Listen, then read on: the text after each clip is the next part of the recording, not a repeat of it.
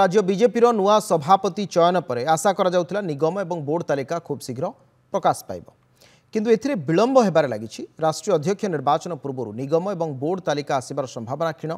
September 9 तारिख में उपराष्ट्रपति निर्वाचन पर राष्ट्रीय अध्यक्ष निर्वाचन हो जमापड़ी। यापर बीजेपी टीम ओडिशा घोषणा होबार भी संभावना रही।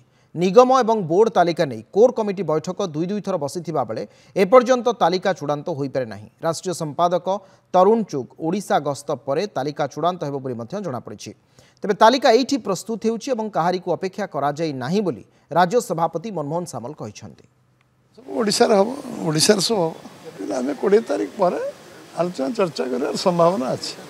आलोचना समय अनुसार सब हम राजनीति तो डेडलाइन नहीं 5टा काम आस आम से 14 मास भितर प्रायोरिटी वर्क जहाँ जहाँ आसु सब समय अपेक्षा हम समय अपेक्षा करूँ तारीख अपेक्षा कराए समय अनुसार सब हम दल जोड़ा प्रायोरिटी वर्क निश्चय हो।